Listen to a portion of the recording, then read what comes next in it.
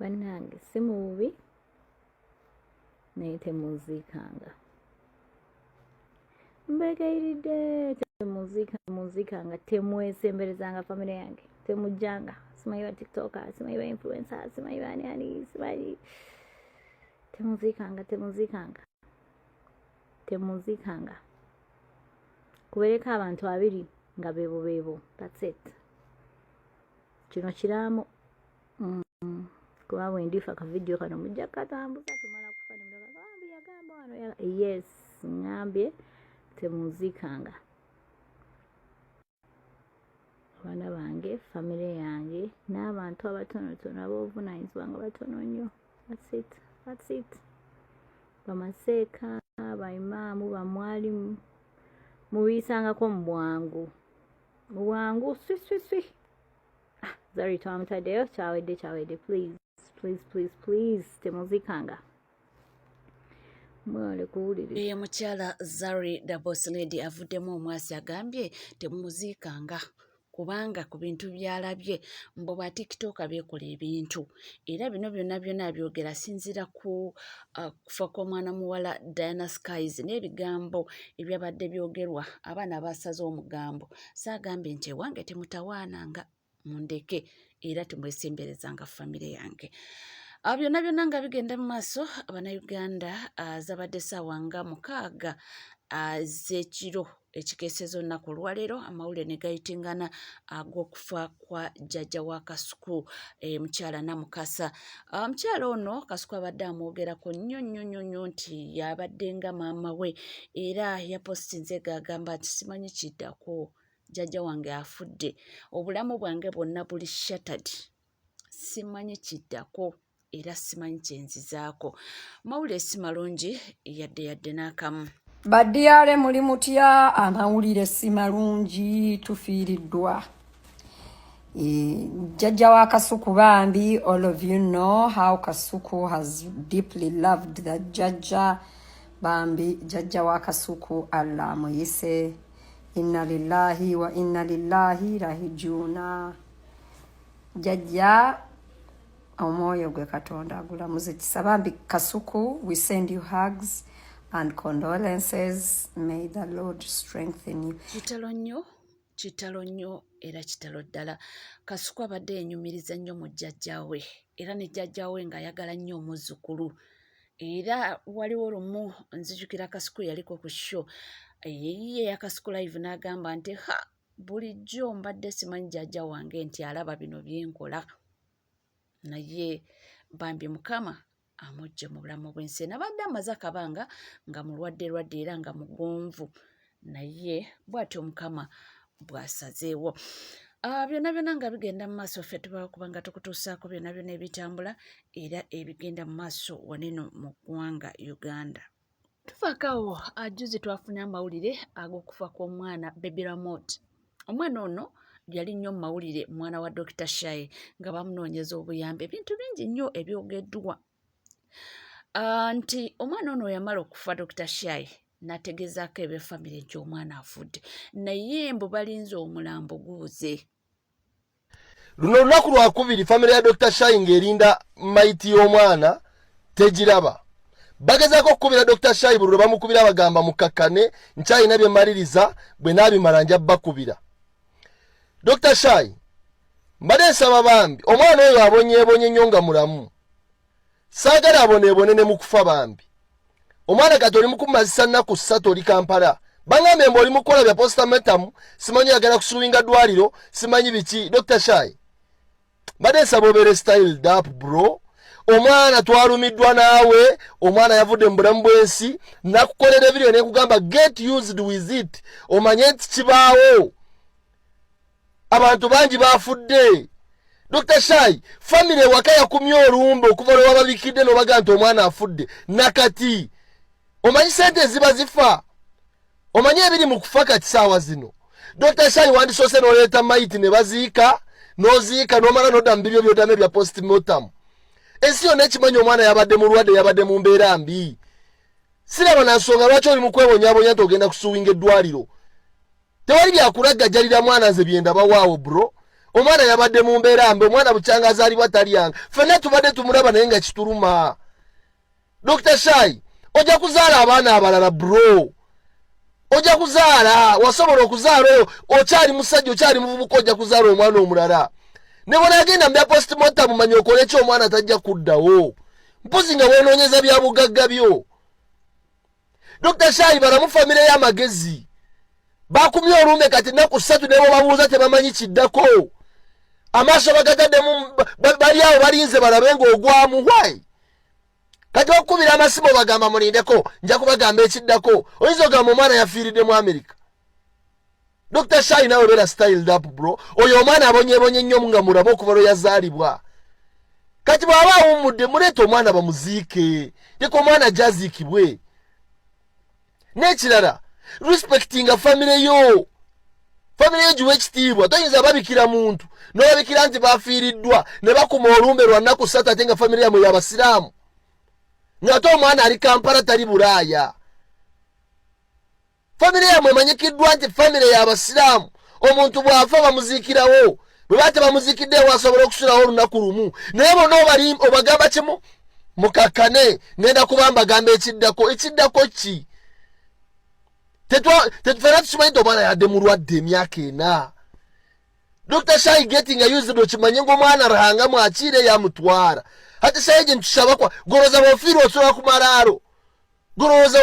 ku malaalo leeta omwana tuziike Dr. Shai life goes on tutandike n'ekirala ekiddako mpozi ng'olina ebirala ebyo byewenoonyeza after okufiirwa kati ogenda kusuwinga eddwaliro omwana mbuli alaga gyalidde omwana ng'ensi yonna yadde mulaba omwana embeera gy'abaddemu omwana abadde talya mmere omwana abadde tasobola kunywa kagirasi kajwisi nti akamalemu ng'alina emyaka emeka Dr. Shai Katonda ye yakuwa omwana Katonda ye yasazeewo amutwale balamu famire y'amagezi ereme kubeera kuwaitinga omwezi mulamba okimanyi buli okuma olumbe waka abantu bajja oba olina okubaliisa olina okubanywisa sente ziri mu kufa ebyo mubiwulidde ebintu si byangu ate nga si birungi yonagamba nti Dr. Shai atwala omwana kubanga abantu balindiridde naye tebamulabako nga tugenda mu maaso era nga tweyongerayo abantu bakyali beebuuza kyekiddako nzize mu byakalulu kati ono naye alina kyagamba oba nkuyite kwemulugunya si musanyufu mu ngeri emu oba endala erinnya lyange Zena Nungi Alisi ndi muna NUP ndi muna nkyukakyuka olunaku lwaleero nzize nange okusitula ku ddoboozi lyange ku bimu byendaba opinion eno yange ng'omuntu twafuna okulonda ng'ennaku z'omwezi 15 general elections zaaliwo nga 15 presidential elections n'ababaka ba paalamenti ne tulonda pulezidenti waffe Robert Kyagulanyi Ssentamu ne bamubba akalulu ennaku z'omwezi nga 17 ffenna kyetukkiriza nti akalulu ke kaatwalibwa mu mancoolo naye ekyo twabadde era tukisuubira naye yennyini bwe yalinga anoonya akuba kampeyini yabagambanga nti sisuubira kulangirirwa kyenzijjukira obulungi bwe yali akwasa fulaga bamemba ba National Unity Platform bonna abakwata kaadi ku bifo ebyenjawulo naddala byababaka ba paalamenti yabagamba nti muli bagabe ba lutabaalo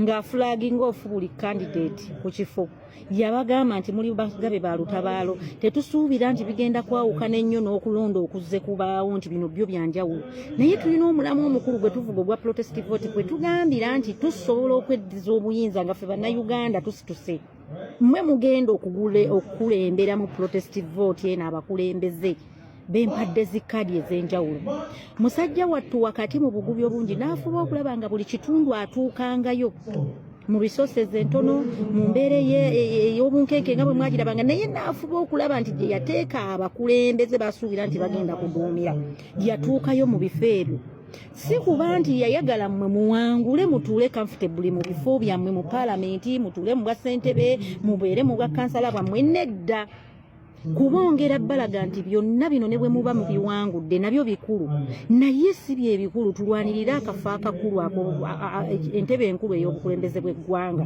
ne mukakasanga buli eyakwatanga omuzindalo ng'akinnyonnyola nti protest vote kwe tutagenda kuva tugenda kanoonya tukakuume tukabanje awo weewaalinga essira ku kukabanja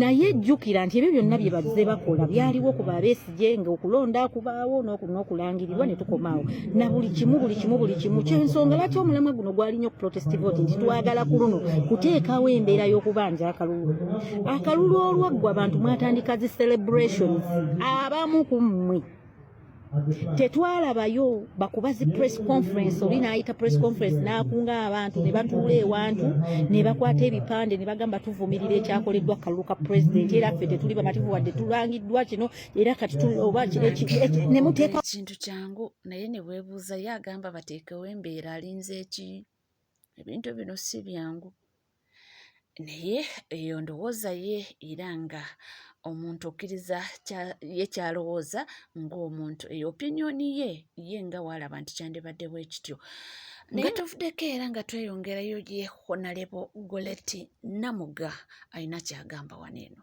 alina obubaka bw'ayisaawo ate nga obubaka buno bukulu nnyo. Buli munnayuganda akimanyi nti okunyagulula akalulu n'okuwamba abamu kye mwayise okulonda kyawedde buli omu akimanyi era emirimu gyaffe gibadde gitambula abantu babadde bakola okulonda okubawo kibadde tekitegeeza nti abantu badde tebakola mirimu gibadde gitambula nga n'ebyobufuzi bikola ki nga bwe bitambula naye njagala okusaba bannaffe ab'ekibiina ekiri mu buyinza nti mulekeraawo okukola statements ezisiikuula bannammwe emmeeme kubanga ekyakoleddwa ebyabadde bweru w'amateeka mwenna mubimanyi teri kulonda kubeeramu kuwanyisiganya masasi na bannamagye kuteekawo bubokisi tekuliiyo teri kulonda kubaayo nga bannansi bateekeddwako embeera y'okuwambibwa okuttibwa n'obutasula mu mayumba gaabwe oba oyagala oba toyagala 2026 taliva mu byafaayo bya bannayuganda tabbu gye mukoze nti generation eno ento mugiwadde memories embi mugiwadde ebiro mukugamba mugiwadde history omubi nti kati balina ekyokwogerako ng'ate baakirabyeko sirowooza nti abanaazimba eggwanga bakolanga bwe mukoze ekyennaku mugenda ku ma radio stations mugenda ku ma TV bannange ebyokulonda byawedde tuddiŋŋane abaana baffe bali mu makomera tuddiŋŋane abaana baffe bali mulaga amagulu mawanike tuddiŋŋane twaziise tuddiŋŋane waliwo baamulekwa tuddiŋŋane waliwo bannamwandu nga sigamba nti omukama ye yabateekeddeteekedde okuyingira mu mbeera eyo naye nga bannaffe bayingidde mu kye bayita akalulu ne bakifuula olutalo kubanga owulira nti omunyago wagukutte olowooza all is done tebinnaggwa era njagala okubasaba okubategeeza we are human beings tuli bantu tulina feelings tulumwa nga bwe tugezaako omukama okumusaba tukumaakuma n'otujjamu ekiwuggwe olw'embeera gye mwatuteekamu kati bw'ogeraageranya ebyali wa pulezidenti mukyala w'okuyisibwa mu mbeera gye yayisibwamu olinaavayo naga nti ebyo bya bulijjo nnyo bwe biba nga bya bulijjo temutawaana tugamba nti tuddiŋŋana ku ki ng'ate bye mwakola birungi so nsaba temututeeka mu ndagaano zitaliiwo era nsaba temulowoozesa bannayuganda nti buli omu tategeera ffenna twagala emirembe twagala ensi yaffe teri atagyagala kubanga ffenna tulina bye tukozeeko ne bwe mbanga nnyina kapoloti 2 kaba kange gaba maanyi gange ne bwe mbanga nazaala omwana nga tuli mu muzigo gumu abaana emitwe gisula wansi w'ekitanda nga nnyina essefuliya n'amasowaani eyo ye property yange so kitegeeza nti nnyina duty I have a duty okukuuma nange byenkozeeko n'amaanyi gange so temulowooza bino bye mubadde protecting the gain bw'okubanga embeera gye mwatuyisizaamu mu kalulu nga y'engeri gye muyitamu okukuuma ebyammwe kyewuunyisa era kimalamu amaanyi so mbajjukiza bannaffe nti njagala mwekumeekume mumanye nti butya obalonda oba bwe bamanaginga akalulu nga kawedde era butya bwe bamanaginga olutalo nga luwedde kati kano bye mugamba nti akalulu kawedde bannange tufuule okulaba nga tuddiŋŋana managing a post election eno si post election eno war aftermath luno kiseera nga olutalo luwedde naye nga kyendowooza nga abaana mukyabaliisiza ku nsiko nga drone zikyali mu bitundu byaffe zinoonya abantu nga bannammwe bakyakuba obusimu bwetuwangala nabo ate bonna basaasidde mukyakuba obusimu ono wuno yakomyewo ku kyalo muddemu munone kakati bakama bammwe abatuma okukola ebikolobero nga basinziira ku marediyo nti abana tuddingana okulonda kwawedde. Ffenna buli omu akimanyi nti okulonda kubaawo era buli omu akuyingira amanyi nti waliwo awangula n'awangulwa. Naye embeera eyabaddewo teyabadde yakuwangulwa, yabadde yakuwambibwa. N'olwekyo bannayuganda mwenna mbakubiriza buli omu beerayo ng'oli mukkakkamu. Tusaba Omukama atukumeekuma atuzze tukkirize nti baatuyingiza mu kalulu mu lutalo lwe baayita akalulu. Ku bannamawogola bannaffe abatukozeeko ebikolobero, ekintu kyokka kye tuyinza obbasasula kubategeeza nti buli wooba omukulembeze ne weewaŋŋamya n'ogamba abantu nti nze mbakulembere political leader n'oba nga wagenda mu bantu through appointment and selection, toyinza kubeera mukulembeze w'abantu. Era nze kyenyinza obbagamba kyokka timwekolerera inaapo ey'abakulembeze bwe mukkiririzaamu. Bw'oba olina omukolo kiro kubiro kadi giwa omukulembeze gwokkiriza nti ye mukulembezeewo. Twagala nnyo okuba obumu naye bannaffe mukoze nnyo by'amaanyi nnyo bya nsonga okulaba nti mutwawula. Omuntu agatta abantu takola bikola bye mwakoze mu kulonda kwe twayisa olutalo. Bwekyo si bwe tukola. So nja kubasaba mwefuge mwekumeekume muleme kulowooza nti bannayuganda abasirise basiru. Ate era n'okubajjukiza nti okubanga mwakoze byonna bye mwakoze ebikolobero temulina monopole ku ebyo, nti wobanga wabikoze tolowooza nti omulala tasobola kubikola. Only that we are disciplined, we restrain ourselves. Noga nti nedde eggwanga lyaffe newankubadde mmwe temukkiriza nti naffe tuyina omugabo ku ggwanga lino, mulowooza nti okuba n'obuyinza okuba n'emmundu byonna byammwe kivuga nti buli ffujjo likoleddwa mu ango zonna, kubanga mumanyi mmwe temulina gye muloopebwa. Noba naakutwala ku poliisi bajja kukuta, noba naakutwala ku poliisi gwe tojja kgenda mu kkooti, ne mugenda ne mu makooti ne mu influencinga abalamuzi bawa abaana baffe cash bails z'olaba nga kooti efuuse ng'egaba ekibonerezo ate ng'ekigabira omuntu gweteebereza obuteebereza gwetannasingisa musango. Bailu ziri mu mateeka, n'okutusalira akasente ak'essalire kiri mu mateeka. Naye bailu tebangako punishment. Kakadde kamu ng'okasaba omwana wa bulijjo cash bail 5 million non cash. Obukwakkulizo obunene ennyo ebwo abaana baffe abamu tukyekumaakuma tukyesonda tubajjeyo. Tusaba Omukama atugumye so nga mutugamba okuddiŋŋana mumanye nti bizinesi zaffe zaafa. Bannamwe mbadde bamusuza ku ttale abaali baguze emmwanyi zaabwe ng'oli yasuubule omusiri yasanga baagunoga ng'ate abamu ku mmwe mwagunoga. Ebisolo byabwe ne bifa. Nyina abavubuka bange baali balunda nkoko zonna zaafa olw'embeera eyateekebwawo. Abajja ekiro okuwa enkoko z'emmere adde mu ttale yeebake nga bamugamba drone ziizo nnaku 2 enkoko tezirya automatically zirina kufa. So bannaffe mbasaba wemuba nga mwakyokoozezza bw'ojooga ensa naffe totulamu ntuule mutuweemu that ka freedom and peace okumanya nti naffe tuli bannayuganda, temulina monopole ku ggwanga lino, temulisuubulanga, temugulangako bubanja kututegeeza nti mmwe mwekka abalina oddibeeramu. Ffe weetuli, eggwanga weeriri, Katonda akyali naffe era tusuubira nti byonna bye mutuyisizaamu Omukama ajja tutulaga direction entuufu. Tujja kulaba ekyokukola ekitwala ensi mu maaso era n'okumanya butya bwe tunaakolagana nammwe mu mbeera y'okuba nti mwavuddemu ak'obuntu. Busa mubiwulidde naye nga olunaku lweggulo twalabyeko nalebo Yusuf Nkeretanyi ng'aleeteddwa mu kkooti. Emisango gye bamutaddeko mwagiwulidde. Abamu ne tuvaayo oba abamu ne bavaayo ne bagamba nedda bino bya bufuzi. Abamu ne bagamba nti nedda omwana lwakuba yamega omwami wali mu ballot box n'amumega mu kkooti ndowooza asazeewo okuba ng'akozesa olukujjukuju kati bamuteekeko ebisango. Naye mwattu nabadde nkyali awo waliwo akatambi ke naguddeko ne kaamalamu amaanyi. Omwami ng'akakasa mbu bituufu era omwami ng'agamba nti ono mbu aludde ng'akolera ddala ebintu ebyo. Era n'atuuka n'okugamba nti omukulu Fred Kajubirumbu ye tica mbu yali yakyogerako eddaawo nga ayagala kaadi. Bwe n'abagamba nti omuntu oyo gwe mugenda okwesiga omugenda okuwa kaadi nti mu butuufu mbu mubbi. Nja kuba nga ndeeta akatambi ako nga bateerewo wano eno muwulize omwami ono byayogera bituufu oba nedda. Nze naawe naye nga twabirabye kateni ze bagamba nti babba zibalira mu buwumbi oba zabadde 3 billion sente nyingi, naye byonna byonna tujja kuba nga tubitegeera mpola mpola. Oli ku NCK TV teweerabira kuba nga osubscribinga ringing that notification bell, sharing, liking.